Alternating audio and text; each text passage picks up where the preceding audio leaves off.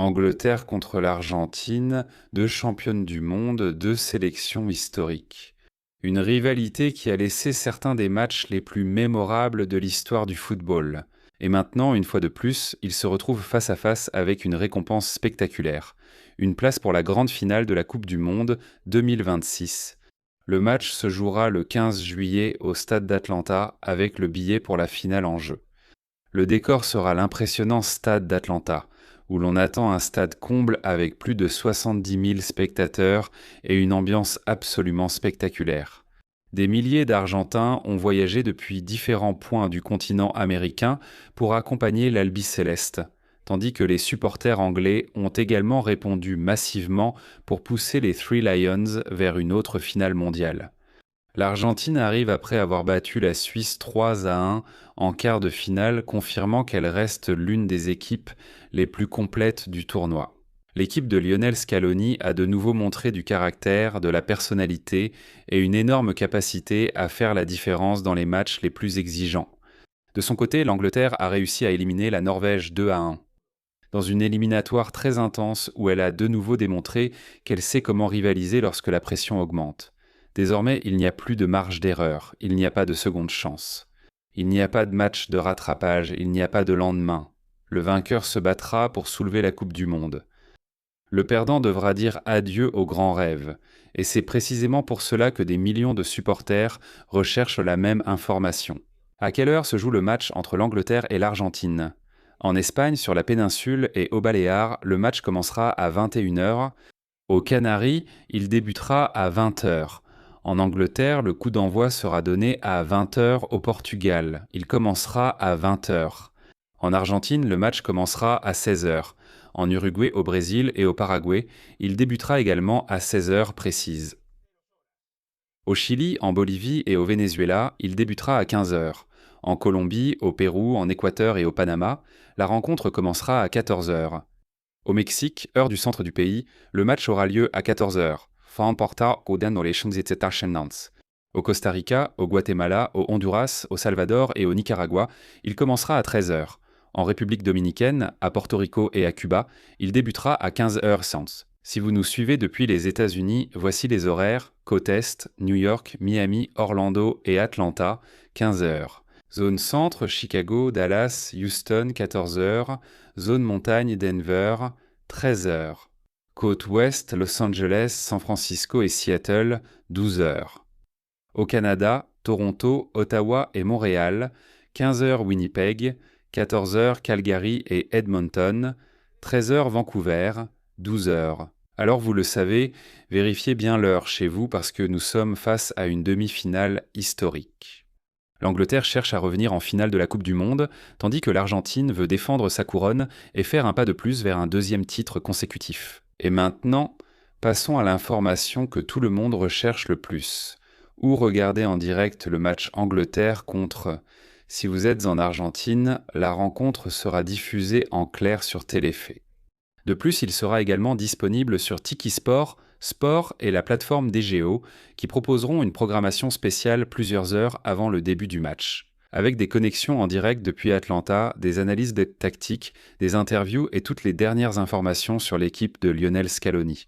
En Angleterre, la demi-finale pourra être suivie sur BBC One, BBC ePlayer et les plateformes officielles du tournoi.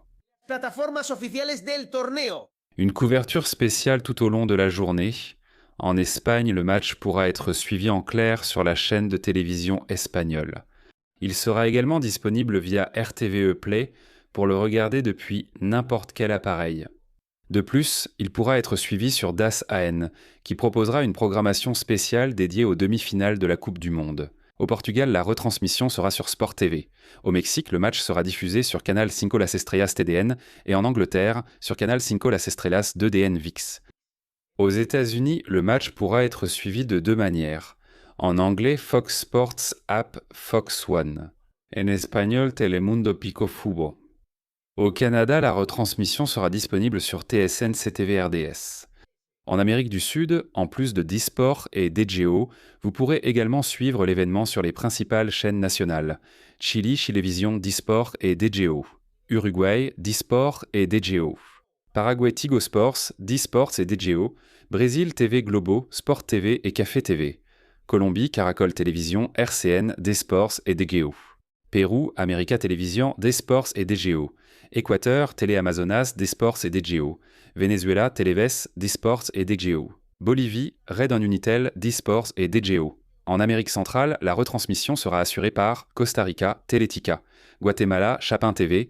Honduras, Télécentro. Le Salvador, TCS. Nicaragua, Canal Dix. Panama, RPC TV et TVN. Et dans les Caraïbes, des pays comme la République dominicaine, Porto Rico et Cuba pourront suivre la rencontre via D-Sports, DGO et les opérateurs locaux disposant des droits de diffusion. Après avoir passé en revue les horaires et les chaînes de télévision, il est temps d'entrer dans le vif du match. Les compositions possibles, les grands duels individuels et les clés tactiques qui peuvent décider qui obtiendra son billet pour la finale. L'Angleterre pourrait évoluer en 4-2-3 en cherchant l'équilibre au milieu de terrain et beaucoup de vitesse dans les derniers mètres. Dans les buts, il y aurait Jordan Pickford. La défense pourrait être composée de Kyle Walker sur le côté droit, John Stones et Mark Guéhi comme défenseurs centraux, et Luke Shaw ou Lewis Hall sur le côté gauche. Dans le double pivot, on retrouverait Declan Rice et Jude Bellingham. Bien que Bellingham aurait la liberté de jouer plus haut et d'apparaître près de la surface argentine. Devant, Bukayo Saka partirait depuis la droite. Phil Foden pourrait se déplacer à l'intérieur, et Anthony Gordon occuperait le côté gauche. En tant qu'avant-centre, Harry Kane serait la grande référence offensive. L'Argentine, de son côté, pourrait conserver son habituel 4-3-3, bien que Lionel Scaloni puisse également modifier le système pendant le match et passer à un 4-4-2 pour fermer les espaces. Dans les buts, il y aurait Emiliano Dibu Martinez. La défense pourrait être composée de Nahuel Molina, Cristian Romero, Nicolas Otamendi et Nicolas Tagliafico.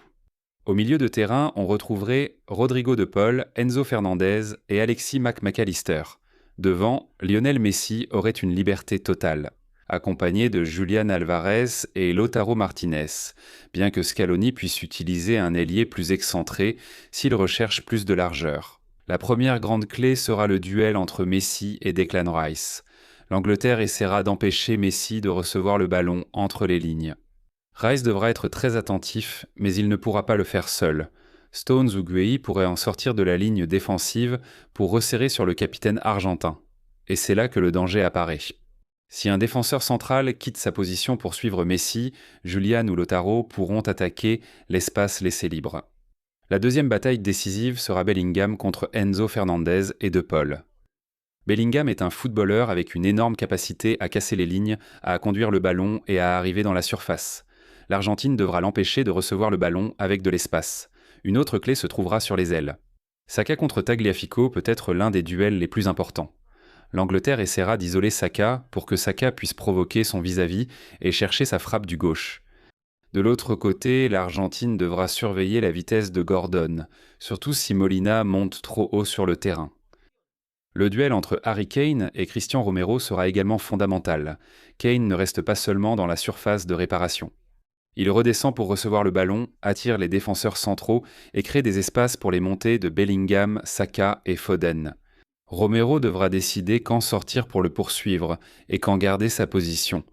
L'Argentine cherchera à contrôler le rythme avec de longues phases de possession. Pendant ce temps, l'Angleterre essaiera de profiter de son physique et de ses transitions. Et attention aux coups de pied arrêtés. L'Angleterre a énormément de puissance aérienne, avec Kane, Stones, Guéhi, Rice et Bellingham. L'Argentine peut aussi faire mal avec Romero, Otamendi, Lautaro et Julián.